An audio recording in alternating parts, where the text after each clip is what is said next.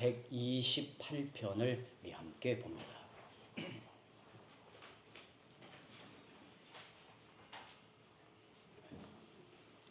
하나님의 말씀 시편 128편 1절에서 6절까지 함께 교독합니다. 여호와를 경외하며 그의 길을 걷는 자마다 복이 있도다. 내가 내 손이 수고하도록 얻을 것이라. 너가 복되고 형통하리로다. 내 집 안방에 있는 내 아내는 결실한 포도나무 같으며 내 식탁에 둘러앉은 자식들은 어린 감람나무 같으리로다. 여호와를 경외하는 자는 이같이 복을 얻으리로다. 여호와께서 시온에서 내게 복을 주실지어다. 너는 평생에 예루살렘의 번영을 보며 내 자식의 자식을 볼지어다. 이스라엘에게 평강이 있을지어다. 아멘. 지난 주간 그리고 그 전 주간 2주 동안 저는 신학교에 들어가서 공부하는 일에 집중하고 돌아왔습니다. 제가 강의를 들을 때 우리 김 선생님이 제일 앞자리 바로 선생님 눈앞에 앉아서 2주 동안 눈을 뚫어지게 쳐다보며 강의를 듣고요. 강의를 9시 반에 시작해서 5시 반까지 매일마다 강의를 하는데요. 우리 성도들을 생각하며 강의를 잘 들었습니다. 우리 성도들이 말씀을 들을 때 어떻게 힘들까 또 생각하며 또 이 말씀을 어떻게 잘 전할까 생각하며 유익하게 공부를 잘하고 왔습니다. 좀 바람이 있다면 내년에는 레위기 말씀을 좀 깊이 좀 다루기를 원하고 하반기에 공부를 좀 더 하려고 하고 있습니다. 이번 강의를 듣고서 제가 개인적으로는 가장 이렇게 어려워하는 성경이 레위기였는데 많이 의문도 풀리고 조금 더 자료를 읽고 공부하면 이제 우리 성도들에게 좀 풍성하게 말씀을 가르치고 전하지 않을까 생각을 합니다. 저도 기대하고 계속해서 기도해 주시기를 바랍니다. 여러분, 우리가 성도로서 누리는 최상의 복이 무엇일까요? 하나님이 우리에게 베푸시는 최고의 복이 무엇일까? 우리는 복을 받기 원하고 그것을 간절히 사모하지만 정작 진정한 복이 무엇인가를 모르고 헛된 것에 매달려 살아가는 경향이 있습니다. 오늘은 성도에게 베푸시는 최고의 복이 무엇이고 우리가 그것을 어떤 원리로 받아 누리게 되는가를 오늘 시편을 통해 살펴보려고 합니다. 오늘 우리가 보는 대로 시편 128편은 성전에 올라가는 노래라는 표제어를 제시하고 있습니다. 그러니까 이 시편의 제목이라 할 수 있죠. 그런데 시편 120편부터 134편까지 총 15편이 성전에 올라가는 노래라고 되어 있습니다. 이스라엘 백성은 1년에 3차례 중요한 절기 때 예루살렘을 향해 순례를 떠났습니다. 그 절기는 우리가 아는 대로 유월절 그리고 오순절, 장막절 이 세 절기 때 이스라엘 백성은 예루살렘을 향해 올라갑니다. 그들은 여행길에 하나님을 바라보고 새 힘을 얻기 위해서 노래를 부르고 갔어요.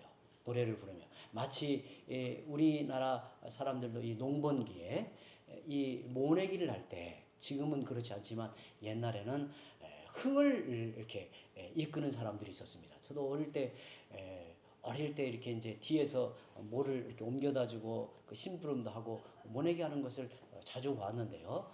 그 많은 한 20-30명 함께 모를 심을 때 흥을 돋구는 사람들이 있습니다. 그러면 따라서 후창으로 이렇게 노래를 하면서도 이렇게 피곤과 그 지치는 것을 이렇게 벗고자 했는데 이스라엘 백성들도 아마 그 먼 길 여행을 하면서 하나님을 바라보고 새 힘을 얻기에 노래를 부르곤 했던 것 같아요. 그때 함께 부른 찬송이 성전에 올라가는 노래입니다.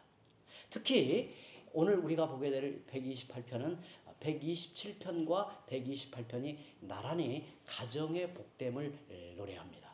가정의 복됨을 노래하는데 마치 128편은 127편의 그 후속편 같이 이렇게 보여요. 아주 밀접한 관련이 있습니다. 시편 128편에는 3대가 등장합니다. 한 가정을 이루는 남편과 아내가 나오고요. 그리고 자식과 후손들이 나와요. 그래서 3대가 이 시편에서 등장하여 말하고 있습니다. 성전에 올라가는 길에 이 노래를 부르면서 이스라엘 백성은 혈육의 정을 다시금 깊이 느꼈을 것입니다. 그리고 이 시편에는 한 사람이 누리는 일터에서의 형통함, 그리고 가정에서의 복됨, 교회의 영적 번영까지 바라며 노래를 합니다. 그러니까 이 시편의 이 내용이 이렇게 하나님께 복을 바라면서 부르면서 또 복됨을 누리고 감사하는 시편이라 할 수 있지요. 그런데 그 시작이 가정입니다. 이 모든 복됨의 시작이 가정이에요. 가정에서 흘러넘치는 복은 가정의 울타리를 넘어서 더 큰 사회적 공동체를 이루는 시온, 그리고 예루살렘, 이스라엘의 복됨을 바라보고 있습니다. 이게 얼마나 멋있는 이 광경인가를 생각해 봐요. 우리 가정이 하나님의 풍성한 복됨을 누려요. 그리고 그 복됨이 흘러넘쳐서 가정의 울타리를 넘어서 마을에, 그리고 이 지역에, 심지어 전라남도 온 세상 나라에까지 확장되어 가는 이 그림을 보여주고 있어요. 가만히 생각해 보면 가정은 신앙생활의 중심입니다. 교회가 신앙생활의 중심이 아니라 어디라고요? 가정이 신앙생활의 중심입니다. 가정은 학교 역할도 합니다. 자녀는 부모로부터 인간됨의 기본적인 교육을 가정에서 받아요. 저는 목회대학원에 가면 제가 가기 전에 기도하는 것 중에 하나가 이번 목회대학원 때 방을 같이 쓸 목사님을 만나서 좋은 나눔 또 배움이 있기를 바라며 가는데요. 이번에도 독특한 분을 만났어요.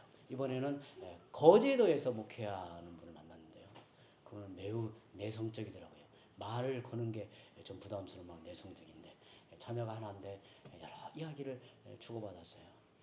말씀을 어떻게 묵상하는가, 또 가정에서 자녀들과 어떤가, 또 사모님과의 관계는 어떤가. 제가 뜬금없이 이렇게 찌르는 질문을 잘하거든요. 사람들이 저를 보고는 옷을 다 벗긴다고 하거든요. 만나면 한 2주 지나면 제가 그분의 마음이 좀 저하고 비슷한 생각으로 열리면 그의 정말 사돈 팔촌까지 다 알아보고 알아내거든요. 그래서 많이 제가 배워요. 이것저것을 생각도 하고 느껴요. 이번에도 그렇더라고요. 그런데 이번에도 많이 느끼는 것은 뭐냐면 가정이 얼마나 중요한가. 가정에서 자녀들이 일생이 빚어져요. 일생이 가정에서 결정이 돼요. 여기서 지금 말하고 있거든요. 또 가정은 병원 역할도 해요. 왜냐하면 집안에서 사랑과 정성으로 돌봄을 받고 근본적인 회복이 돼요. 이와 같이 가정은 모든 것의 시작점이고 발원지라고 할 수 있어요. 시편 128편은 이런 가정을 세우기에 반드시 필요한 것을 가르치고 있습니다. 그렇다면 시편 128편이 가르치는 적극적인 경건의 원리가 무엇인가 살펴보겠습니다. 먼저 1절에 여호와를 경외하며 그의 길을 걷는 자마다 복이 있도다 라고 선언하여 시편이 시작됩니다. 저는 1절의 말씀을 매우 좋아해요. 우리 장로님이 지난 수요일에 내 인생의 말씀이 이렇다라고 말씀을 전하였죠. 저도 떨어져 있지만 다 알고 있습니다. 여러분, 자기마다 이게 하나님의 말씀을 읽어나가다가 자기 인생의 표대와 같고 내 인생을 정말 담아내서 복되게 하고자 하는 이 말씀이 있는데 저는 이 시편 128편 1절을 매우 좋아해요. 여호와를 경외하며 그의 길을 걷는 자마다 복이 있도다. 시편 전체의 서론이라 할 수 있는 시편 1편이 복 있는 사람에 대한 노래를 합니다. 이는 시편 전체가 복 있는 삶에 대해 말하고 있음을 보여주는 겁니다. 특히 시편 32편이나 30편 유명한 시편이죠. 그리고 128편처럼 1절에 복이 있도다라고 선언하는 시편은 복된 신앙생활의 원리를 잘 가르쳐주는 시편이에요. 복이 있도다. 명확하게 복이 있도다. 이런 사람에게 또 이것이 복이다라고 제시하는 거예요. 여러분, 누구에게 복이 있다고 하는가? 누가 복을 받은 사람인가? 첫째는 여호와를 경외하고 둘째는 여호와의 길을 걷는 사람이라고 해요. 여호와를 경외하고 또 여호와의 길을 걷는 사람, 이런 사람이 복 있는 사람, 참 복되다. 그리고 그 복됨에 충만함을 드러내는 인생이다 라고 한다는 거예요. 그런데 여호와를 경외하는 것을 달리 말하면, 한마디로 말하면 경건한 마음, 그의 심령이 경건하다는 거예요. 여호와의 길을 걷는 것을 다른 말로 하면 경건한 생활을 말합니다. 그러니까 경건한 마음과 경건한 생활을 지금 말하고 있는 거예요. 이 시편은 경건한 마음가짐으로 경건하게 사는 자가 정말 복 있는 자이다. 우리가 생각할 때 좀 뭔가 뒤떨어진 것처럼 보이고 뭔가 자기 방식대로만 이렇게 살아가는 것처럼 보여도 하나님이 보실 때 하나님의 처음과 인생의 모든 과정과 인생의 종말까지 내다보시는 하나님이 보실 때 진정한 복 있는 인생이 누구인가?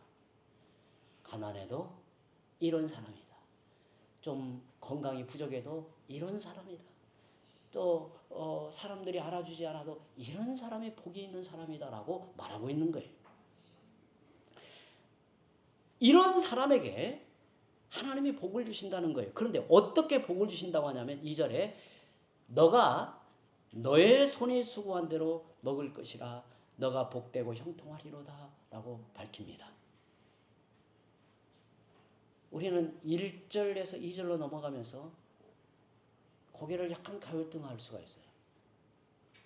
좀 하나님이 복을 베푸시는데 좀 시시하다. 뭐 이런 것이 그렇게 특별한 복인가? 라고 질문을 하기 쉬운데, 그런데 이렇게 시인은 말하고 있습니다. 먼저 너가 너의 손이 수고한 대로 먹을 것이라, 이 말은 산업의 형통을 말하고 있습니다. 그의 모든 활동에 복이 따른다는 거예요.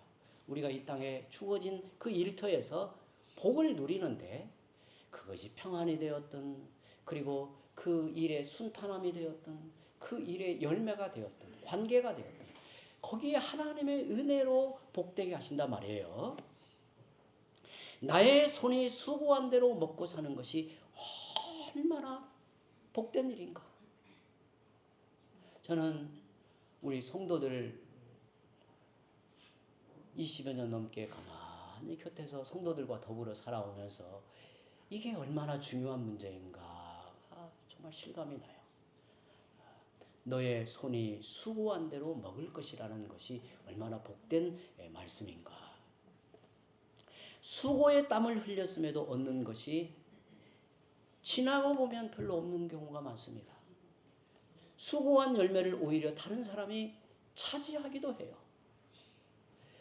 애를 많이 쓰고 정말 온 자기 삶을 다 갈아 넣은다 해도 되돌아보면 내 인생은 왜 이렇게 삭막하고 팍팍한가? 남는 게 없는가? 왜 이렇게 지나고 보면 나는 좀 이렇게 빈털터리처럼 느껴지는가? 이러기 쉽단 말이에요. 그런데 반대로 수고한 이상으로 열매를 맺기도 합니다. 왜 그럴까요? 이 일의 결국이 우리에게 있지 않고 하나님에게 있기 때문에 그렇습니다. 이 일의 결국이 어찌 보면 우리의 노력이나 수고의 땀에 있는 게 아니라 하나님께 있다는 말이에요. 그래서 시편 127편 1, 2절에 이렇게 말합니다. 우리 같이 한번 읽어보죠. 시편 127편 1절과 2절입니다. 여호와께서 집을 세우지 아니하시면 세우는 자의 수고가 헛되며 여호와께서 성을 지키지 아니하시면 파수꾼의 깨어있음이 헛되도다. 너희가 일찍이 일어나고 늦게 누우며 수고의 떡을 먹음이 헛되도다. 여기에 보면 헛되다는 말이 3번 나오죠. 여호와께서 한 가정을 일으켜 세우시고 복되게 하지 않으면 우리 수고한들 수고가 헛되다. 또 여호와께서 성을 지키지 아니하시면, 여기서 성을 지킨다는 것은 고대에 의미하는 바이겠지만 오늘 우리로 따져본다면 명성을 주께서 지켜주지 아니하면, 명예를 지켜주지 아니하면, 나의 이력을 지켜주지 아니하면, 정말 우리가 살아가면서 아찔한 경우가 얼마나 많은지 몰라요.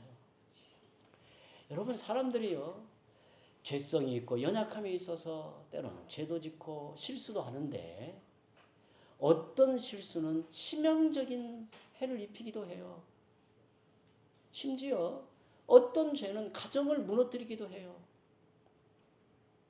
내 평생의 명예가 한순간에 무너지기도 해요.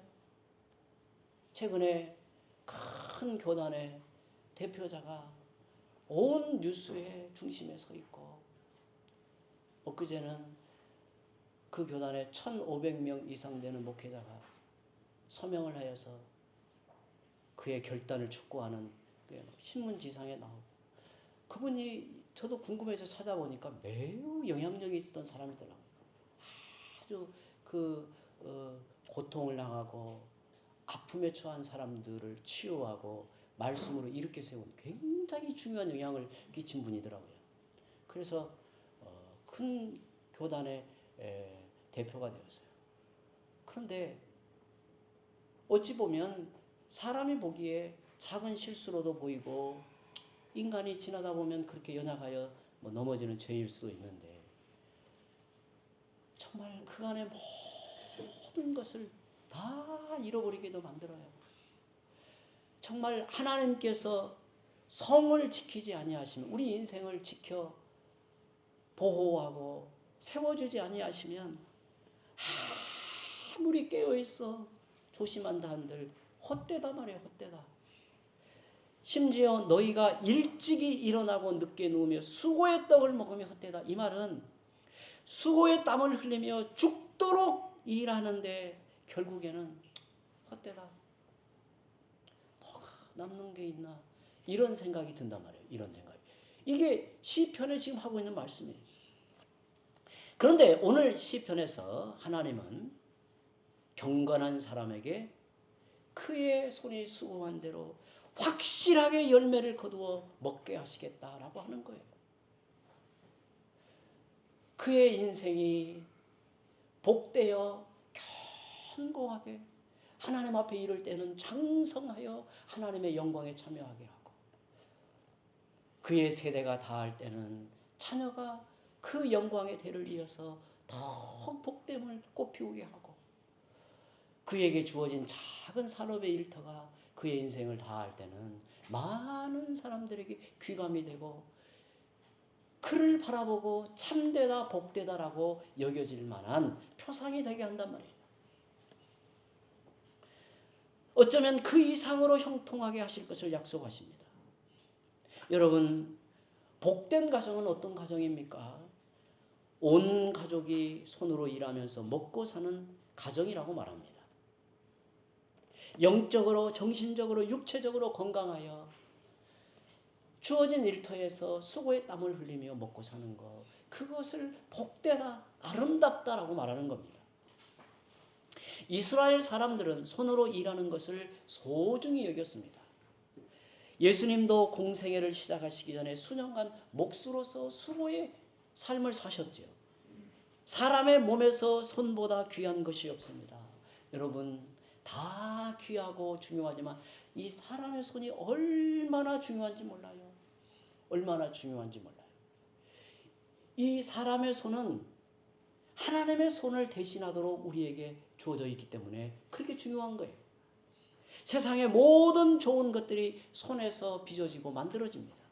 우리가 손으로 한 수고에 하나님이 복을 주시는 것은 저는 언약적이라고 봐요. 그건 언약적이다. 우리의 예배가 바로 드려질 때 손으로 수고한 일에 복을 주신다고 말씀하고 있습니다. 신명기 12장 6절 7절을 우리 또 함께 읽어봅니다. 너희의 번제와 너희의 제물과 너희의 11조와 너희 손의 거제와 너희의 서원제와 낙헌 예물과 너희 소와 양의 처음 난 것들을 너희는 그리로 가져다가 드리고 거기 곧 너희 하나님 여호와 앞에서 먹고 너희의 하나님 여호와께서 너희의 손으로 수고한 일에 복주심으로 말미암아 너희와 너희의 가족이 즐거워할지니라. 아멘. 정말 저는 우리들 자신뿐만 아니라 자녀들도 그래요. 월급이 많냐, 좀 적냐, 또 유명해지냐, 특별한 인생이냐, 이걸 넘어서 내게 주어진 일터에서 성실하게 일하고 사람들에게 덕을 끼치고 그리고 그 안에서 신자다워지는 모습을 보인다고 한다면 우리는 하나님 앞에서 가장 최선의 최고의 삶을 살아내는 거예요. 그리고 우리는 하나님 앞에 서는 거죠. 하나님의 은혜가 아니고서는 사람이 아무리 수고하여 많은 것을 가진다 해도 솔로몬이 전도서 2장 11절에 말한 것처럼 어느 순간에 모든 것이 어때요? 바람을 잡는 것이고 해 아래서 무익하다고 느낄 수밖에 없습니다. 반대로 하나님 앞에서 경건하게 사는 성도, 수고하며 살지만 예배 중심으로 살아가는 가정은 복되고 형통함에 이른다고 시인은 외치는 겁니다. 우리가 바쁘고 힘들어도 매사에 예배 중심으로 살면 하나님이 우리의 가정과 산업을 지켜주실 것입니다. 우리 손으로 일한 열매를 먹고 누리게 하시는 겁니다. 둘째로 살펴볼 것은 여호와를 경외하며 그의 길을 걷는 사람에게 복을 베푸시는데 그것이 둘째로 살펴볼 것은 가정의 행복입니다. 3절과 4절을 함께 또 읽어봅니다. 3절 4절입니다. 내 집 안방에 있는 내 아내는 결실한 포도나무 같으며 내 식탁에 둘러앉은 자식들은 어린 감람나무 같으리로다. 여호와를 경외하는 자는 이같이 복을 얻으리로다. 아멘. 3절에는 이 시편에서 중요한 두 가지 비유가 나옵니다. 그것은 결실한 포도나무 또 어린 감람나무라는 비유가 나오죠. 고대 이스라엘 백성의 주된 농사는 포도나무, 감람나무 그리고 무화과나무의 생산에 의존하여 살았습니다. 그러니까 이스라엘 백성들의 주된 농사의 품목이 이 세 유실수와 다 관련됩니다. 특히 포도나무와 감람나무는 가장 귀한 유실수로 사람들이 제일 좋아하는 나무였다고 합니다. 여기 지역에는 모든 가정에 다 심어서 유익을 얻는 열매를 얻는 나무가 뭐예요? 가장 대표적으로 감나무잖아요. 여러분 우리는 이게 특별한 걸 못 느끼는데 제가 이제 여기 하동에 오시는 목사님들이 들러서 가을에 이제 우리 마을을 이렇게 돌아보고 굉장한 충격을 받는 게 뭐냐면 감나무예요. 대부분. 감나무가 집안에 있어가지고 이렇게 열매가 풍성하고 또 손을 내밀면 닿는 게 감나무가 어느 지역에서도 사실은 보기 어려운 장면이에요. 굉장히 부러워해요. 그리고 이제 제가 우리 송장로님이 이 감나무 하나를 저에게 늘 배려해 주셔서 제가 늦서리가 올 때까지 다 따지 않고 기다리는 이유가 뭐냐면 여기에 방문하는 분들에게 직접 따서 이렇게 몇 개씩 나눠줍니다. 그럼 이분들이 먹어보고는 다 놀라요. 하나님이 이 자연의 열매로 우리에게 주시는 이 감의 특별한 맛 앞에 감동을 해요. 감동. 목사님들이니까 다 이제 하나님의 손길에 감동을 하잖아요. 그런데 이스라엘 백성들은 마치 우리와 같이 그들에게는 가장 중요한 것이 뭐냐면 이 포도나무와 감람나무였다고 합니다. 왜냐하면 쓰임새가 매우 다양하기 때문에 그래요. 예를 들어 포도나무를 볼까요? 이 포도나무는 건포도는 이 건조한 지역에 사는 분들에게는 고대에는 중요한 식량 자원이었습니다. 우리가 성경을 보면요, 건포도가 얼마나 중요한 식량이었는가를 알게 돼요. 전쟁을 하러 가면 그들이 싸울 때 먹는 중요한 식량이 뭐였을까요? 건포도였어요. 건포도를 먹고 싸워요. 또 포도나무 잎은 사료로 사용되거나 또 가죽을 부드럽게 하는 무드질에 쓰이기도 했다고 그래요.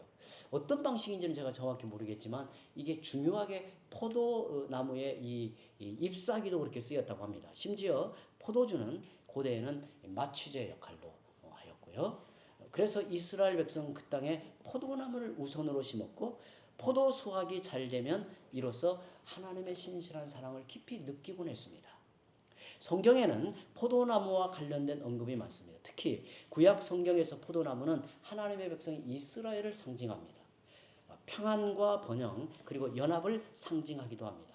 그런데 시인은 아내를 결실한 포도나무에 비유를 합니다. 아내를 내 아내는 결실한 포도나무와 같다 이렇게 비유를 해요. 그러니까 여러분 이스라엘 백성들에게 있어서 결실한 포도나무를 보면 가장 복되고 그 아름다운 이미지예요.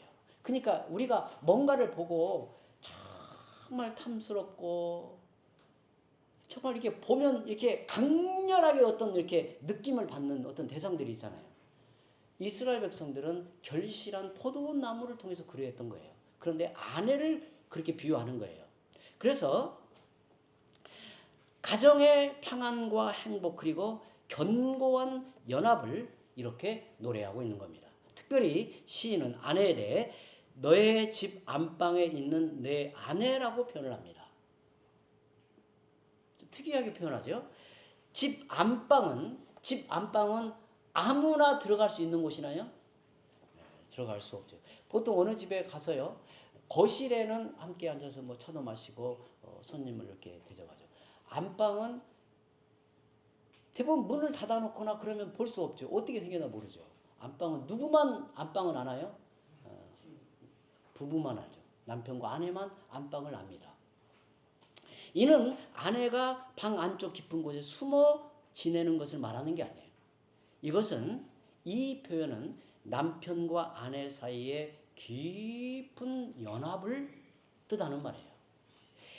외부에 어떠한 것도 끼어들 수 없는 깊은 관계.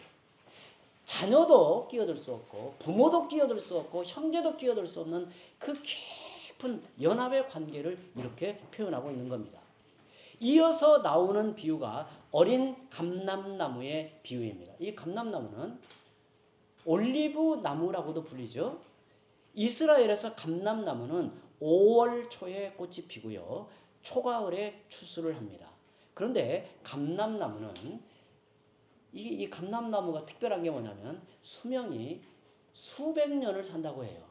수백 년. 그리고 세월이 갈수록 좋은 열매를 맺는다고 합니다. 이게 세월이 갈수록 좋은 열매를 맺어요. 그리고 감람나무는 열매를 맺기까지 무려 7년을 키워야 된대요. 그리고 나무가 다 자라기까지 무려 15년에서 20년 정도가 걸리기 때문에 정성을 쏟아서 가지치기나 또 이 나무가 건강하게 병이 들지 않도록 신경을 쓰고 정성을 쏟아서 길러야 하는 나무가 감람나무. 그래서 감람나무는 그 집안에 뭐가 되냐면 재산이 돼요. 그 집안의 내력이 되는 정도로 중요한 거예요. 그래서 이 감람나무는 자손에게 대를 이어주는 거예요. 좋은 감람나무를 길러서 유산을 뭘로 남겨준다고요? 감람나무로 유산을 남겨주는 거예요. 그러니 얼마나 중요했겠어요? 감람나무는 용도가 다양하여 이스라엘 백성은 누구나 심는 나무였습니다. 기름은 음식에 또 밤에 불을 밝히는데 그리고 가죽을 부드럽게 하는데 사용되었습니다. 그 감람나무 잎은 약재로 쓰이거나 청량음료를 만드는데 사용되기도 했습니다. 올리브유는 약이나 화장품처럼 사용됐고 해독제나 구충제로 쓰이기도 했습니다. 그래서 감람나무는 축복과 번영의 상징으로 이스라엘 백성들은 여겨진 이 나무예요. 그런데 내 자녀를 어디에 비유했냐면 어린 감람나무다 그랬어요. 어린 감람나무. 그러니까 어린 감람나무 좋은 수종을 심을 때는 얼마나 기대하겠어요. 그런데 자라가는 자녀의 무궁무진한 가능성을 그렇게 내다보는 겁니다. 자녀는 다음 세대를 이어갈 장래 희망이지요. 어린아이는 그 자체로 큰 기쁨이 됩니다. 시인은 너의 식탁에 둘러 앉은 자식들은 어린 감람나무 같으리로다. 저는 이 말씀에 뭉클해요. 읽을 때마다 뭉클해요. 자녀가 부모와 식탁에 앉아서 신앙의 이야기를 나누고 삶의 교훈을 배우고 또 인생의 도리를 가르침받고 그러면서 그 풍성한 식탁에서 음식을 먹을 때 그 부모의 마음에는 이 자녀가 어린 자녀가 어린 감람나무 같이 보이는 거예요. 이 아이가 어떻게 살아갈까? 이 가정을 위해서 이 가문을 위해서 일으킬 제목으로 보여지는 거예요. 여러분, 우리의 자녀들 그리고 우리 성도들에게는 손주들 더 많이 위로하고 칭찬하고 축복해 주시기를 바랍니다. 시간이 나면 전화를 통해서 그리고 조금 더 하실 수 있는 분은 카톡을 통해서 말씀도 들려주고 또 축복하고 여러분 때로는 자녀들하고 이렇게 소통이 안 될 때가 있잖아요. 다 소통이 잘 되는 거 아니잖아요. 그러면 그냥 여러분 마음을 담아서 그냥 카톡 몇 글자를 보내시기 바랍니다. 나는 너를 끝까지 사랑한다. 너는 내게 최고다. 그렇게 보내는 거예요. 그러면 이 아이가 보고는 삐씩 웃어도 그 글에 담겨있는 그 부모의 축복을 느끼고 열매를 맺는 거예요. 셋째로 마지막 살펴볼 것은 예루살렘의 번영입니다. 그러니까 여호와를 경외하고 여호와의 길을 걷는 자에게 예루살렘의 번영이 약속되는 거예요. 이것은 오늘 우리에게 말하자면 교회의 영적 번영을 말하고 있는 겁니다. 우리가 가끔 기도하잖아요. 우리의 자녀들이 좋은 교회, 좋은 말씀 사역자, 좋은 장로님, 좋은 교회 일꾼들을 만나는 것은 바로 지금 이걸 말하고 있는 거예요. 5절과 6절을 함께 읽어볼까요? 같이 읽어봅니다. 여호와께서 시온에서 너에게 복을 주실지어다. 너는 평생에 예루살렘의 번영을 보며 내 자식의 자식을 볼지어다. 이스라엘에게 평강이 있을지로다. 아멘. 본문 5절에 하나님이 시온에서 경건한 가정을 향해 복을 주신다고 노래합니다. 시온은 하나님의 성전이 있는 곳이고 오늘로 말하면 교회를 말하죠. 하나님의 임재와 축복을 상징합니다. 참된 복, 진정한 복은 하나님으로부터 임하는 복입니다. 또한 시인은 모든 가족이 평생의 예루살렘의 번영을 보게 되기를 기원합니다. 정말 위대한 기도라고 볼 수 있어요. 위대한 소원이라고 봐요. 그들에게 예루살렘은 정치, 경제, 문화의 중심지입니다. 예루살렘의 번영은 달리 말하면 그를 둘러싼 모든 것의 샬롬과 안녕을 뜻합니다. 이처럼 시온의 복을 받는 가정은 예루살렘의 번영을 기대할 수 있는 겁니다. 자신이 받아 누리는 복을 밖으로 흘려보내기 때문입니다. 경건하고 복된 가정은 가족 이기주의를 뛰어넘어 하나님께 받은 복을 이웃들과 나누며 하나님 나라의 지경을 넓혀가는 겁니다. 우리가 받은 복은 모두 주님의 자비로운 손길에서 온 것입니다. 참 신자는 그 사실을 알기 때문에 복을 받아 누릴수록 그를 누리면서 살아가는 겁니다. 우리는 예배를 통해서 받은 은혜로만 머물러서는 안 돼요. 오늘 하나님이 우리에게 깨닫게 하시는 우리 마음에 부어주시는 은혜로만 머물러서는 안 돼요. 예배에서 받은 은혜는 세상에서 복됨으로 드러내는 게 중요합니다. 복음의 은혜는 반드시 이웃을 참여시킵니다.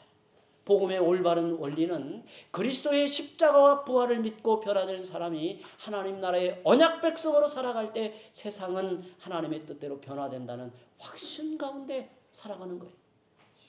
이에 대해 유명한 복음주의 목사였던 팀 켈러, 그분이 작년에 돌아가셨죠. 그분이 그 유명한 그 자기 책에 이런 글을 남겼습니다. 참된 경건은 단지 내적 평안과 꿈을 성취하는 내면적 신앙이 아니다. 거룩함은 신자의 사적 영역과 공적 영역 모두에 영향을 미치는 것이다. 거룩함은 행동과 관계성을 변화시킵니다. 이 세상에서 거룩으로 옷 입은 참 신자들이 더 많아질수록 사회 여러 영역의 변화도 과소가 될 것이다. 신자의 복됨은 신자가 속한 사회 속에서 빛이 납니다. 여러분, 오늘 우리의 복됨으로 인하여 여러분의 직장이, 여러분의 일터가 복되다라는 사실을 우리는 확신하며 누리며 사는 사람들이에요. 하나님이 우리에게 은혜와 복을 주시는 것, 그것이 내가 보냄을 받은 일터에서 그 은혜의 가치가 드러나서 거기에 하나님의 나라가 분명해지는 것, 그것이 바로 복을 누리며 확신하며 사는 사람들이에요. 우리가 받은 복은 나를 넘어서 더 넓은 영역으로 흘러가야 합니다.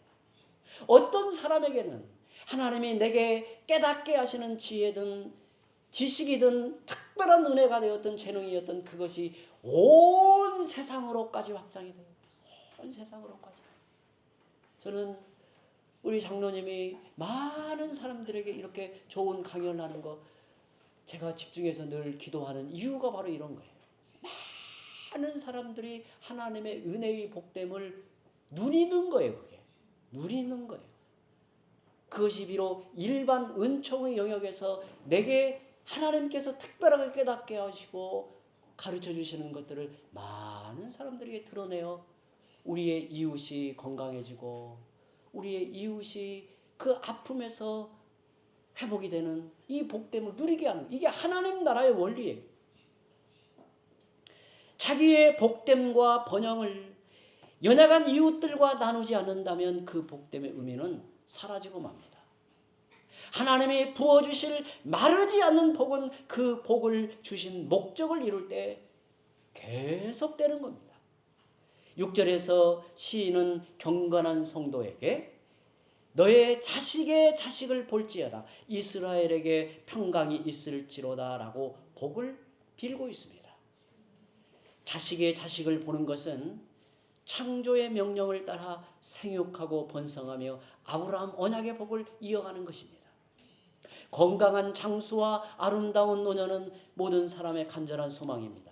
이 시편에서 자식의 자식을 보는 것은 단지 오래 사는 것을 말하기보다 인생의 노년을 평안하고 복되게 살아가는 모습을 표현하고 있습니다. 우리는 오늘 말씀에서 가정의 소중함을 깨닫습니다. 가정은 이 땅에서 가장 거룩한 지성소입니다. 저는 오늘 우리 성도들이 다 잊어도 이 말은 꼭 기억했으면 좋겠어요. 이 땅에서 가장 거룩한 지성소는 어디라고요? 가정입니다. 가정은 세상으로 나아가 살아가는 시작점이고 다시 돌아와 휴식을 취하고 새로운 힘을 넣는 안식처입니다. 가정은 믿음과 신뢰의 요람이라 할 수 있습니다. 가정은 사랑이 무르익고 신자다워지게 하는 성소입니다. 그러므로 한 사람을 알려면 가정을 보면 알 수 있습니다.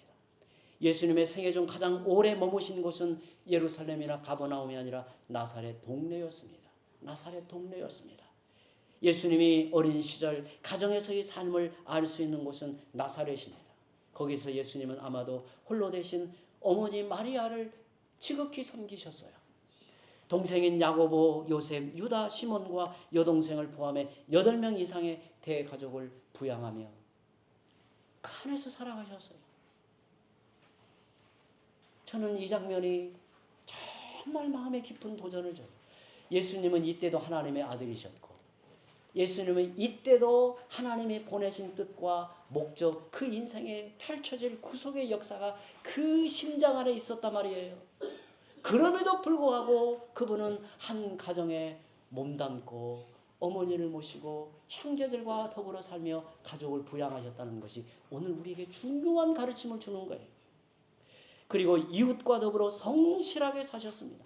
꾸밈 없고 따뜻하며 신실하고 착하신 예수님의 성품이 바로 나사렛의 한 가정에서 오롯이 형성이 되었습니다. 성도 여러분, 여러분의 가정은 어떤 곳입니까? 경건한 예배와 노동의 즐거움, 부부의 깊은 사랑과 자녀와의 즐거운 식탁 교제가 있습니까? 그렇다면 하나님이 여러분의 가정과 가정을 교회와 세상에 복을 드러내시는 통로로 사용하시고 여러분은 복의 표상이 될 것입니다. 여러분의 가정이 여호와 하나님을 경외하며 더 넓은 공동체를 하나님의 나라로 세워가는 복된 요람이 되기를 주의 이름으로 축원합니다. 우리 함께 기도합니다.